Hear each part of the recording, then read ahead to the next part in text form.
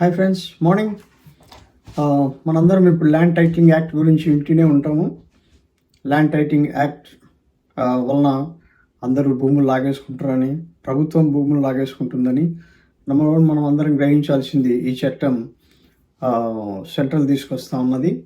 అది కూడా state governments consensus అవసరం. దీన్ని ఇంప్లిమెంట్ చేయాలంటే అది ఇంకా ఆంధ్రప్రదేశ్లో ఇంప్లిమెంట్ అవ్వడం జరగలేదు. ఇంకా సర్వే చేస్తున్నారు. ఫస్ట్ సర్వే అయిపోవాలి. సర్వే అయిపోయిన తర్వాత దాన్ని ఇంప్లిమెంట్ చేయాలా లేదన్న విషయాన్ని డెసిషన్ తీసుకోవాల్సి ఉంది ఇంకా. కానీ చాలా తెలుగుదేశం మంది నాయకులు ఐవీఆర్ఎస్ కాల్స్ చేసి ప్రజలకు మిస్ఇన్ఫర్మేషన్ ఇస్తూ ఉన్నారు. సో మీకు ఒక వీడియో కొనతాల రామకృష్ణ గారిది. ఈ వీడియో ఆయన ఎప్పుడు చేశారో కరెక్ట్గా తెలియదు, కానీ ఈ వీడియోలో ఆయన స్పష్టంగా ఎలా చెప్తున్నారో ఒకసారి గమనించండి. ఏ విధమైనటువంటి ఫేక్ ప్రాపగాండా చేస్తున్నారని. ఇది డ్రకోనియన్ యాక్ట్ అండి. ల్యాండ్ టైటిలింగ్ యాక్ట్ అన్నది చాలా దుర్మార్గమైనటువంటి చట్టం. అంటే మన ఆస్తి మనం కాకుండా పోయే పరిస్థితులు తీసుకొచ్చిన చట్టాన్ని ఇది. అంటే ఇంట్లో కాగితం ఉండదు, మన దగ్గర డాక్యుమెంట్ ఉండదు. ఆస్తి అమ్మాలంటే మనకు అధికారం లేదు, కొనాలంటే మనకు అధికారం లేదు. దాని మీద న్యాయం కావాలంటే న్యాయం దొరకదు. గవర్నమెంట్ అధికారుల దగ్గర న్యాయం ఎట్లా దొరుకుతుంది? ఇప్పుడు వ్యవస్థ ఎట్లా ఉందో మనం చూస్తున్నాం. గవర్నమెంట్ ఏ ఆదేశాలు ఇస్తే ఆదేశాలే చేస్తున్నారు. కేంద్ర ప్రభుత్వం తీసుకొచ్చిన చట్టాన్ని ఆ గుజరాత్ ప్రభుత్వమే అమలు చేయలేదు. ప్రధానమంత్రి గారి సొంత జిల్లాలోనే అమలు చేయలేదు. పైగా ఈయన అమలు చేస్తూ కొన్ని కండిషన్స్ పెట్టాడు. ఇది కోర్టుకు వెళ్ళడానికి అవకాశం లేకుండా గవర్నమెంట్ అధికారులే RDO rank officer, MRO rank ఆఫీసరే తీర్పులు ఇస్తారు. ఆ తీర్పుల మీద ఇంకా మనం అప్పీల్ చేసే అధికారం కూడా లేదు. ఏ అప్పీల్ చేసే అధికారం హైకోర్టుకు వెళ్ళాలి, లోకల్ కోర్టుకు వెళ్ళడానికి లేదు. ఎంతమంది నిరుపేదలు హైకోర్టుకు వెళ్ళగలుగుతారు? ఇప్పుడు ప్రభుత్వ ఆస్తులు తాకట్టు పెట్టి లోన్లు తీసుకున్నారు. భవిష్యత్తులో ఈ ప్రభుత్వ ఆస్తులు అయిపోయాయి కాబట్టి ఇక ప్రైవేట్ ఆస్తుల మీద కూడా వెళ్లే ప్రమాదం కూడా ఉంటుంది. మీకే క్లియర్గా తెలుస్తూ ఉంది ఏ విధమైనటువంటి బ్యాడ్ ప్రచారం చేస్తున్నారు. అందుకే మీకు జగన్ గారు చెప్పినటువంటి క్లారిఫై ఇచ్చినటువంటి వీడియో కూడా మీకు ప్లే చేసి చూపిస్తాను.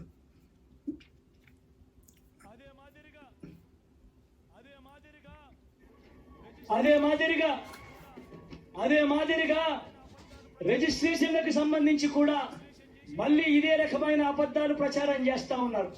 రిజిస్ట్రేషన్ చేసేటప్పుడు ఫిజికల్ డాక్యుమెంట్లు ఇవ్వడం లేదు అని చెప్పి ఇంకొక తప్పుడు ప్రచారం చేస్తా ఉన్నారు.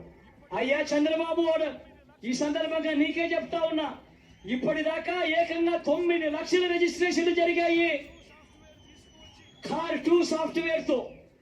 కార్ 2 సాఫ్ట్వేర్ తీసుకువచ్చి కార్డ్ 2, ఇంతకు ముందు కార్డ్ 1 సాఫ్ట్వేర్ ఉండేది, అది మరింతగా అప్గ్రేడ్ చేసి కార్డ్ 2 సాఫ్ట్వేర్ తీసుకొచ్చి దేశవ్యాప్తంగా అమలవుతా ఉన్న ఈ కార్డ్ 2 సాఫ్ట్వేర్ ను మనం కూడా తీసుకువచ్చి ఈ కార్డ్ 2 సాఫ్ట్వేర్ ద్వారా ఏకంగా 9 లక్షల రిజిస్ట్రేషన్ చేయడమే కాకుండా రిజిస్ట్రేషన్ చేసిన తర్వాత ఆ డాక్యుమెంట్ అన్ని కూడా ఆ భూ హక్కు యజమానుల దగ్గరికి ఇవ్వడం కూడా జరిగింది చంద్రబాబు అని చెప్తా ఉన్నా.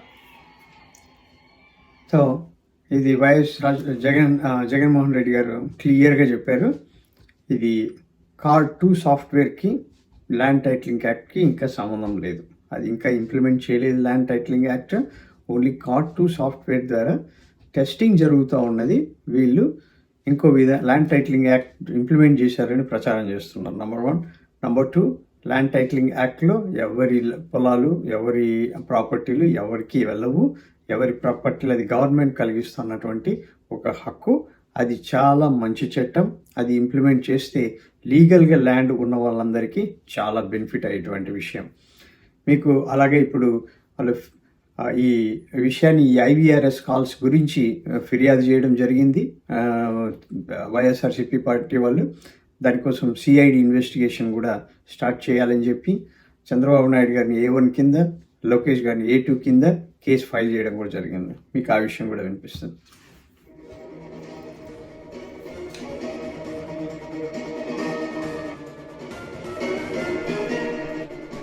బ్రేకింగ్ న్యూస్ చూస్తున్నాం. ల్యాండ్ టైటిలింగ్ ఫేక్ ప్రచారంపై సిఐడి దర్యాప్తు స్టార్ట్ చేసింది. చంద్రబాబు, లోకేష్ పై ఎఫ్ఐఆర్ నమోదు చేసింది. ఏకంగా చంద్రబాబు పేరు చేర్చారు A2 గా Nara Lokesh. Land titling act పై ఐవీఆర్ఎస్ కాల్స్ తో దుష్ప్రచారం చేశారని వైసీపీ ఫిర్యాదు చేసింది.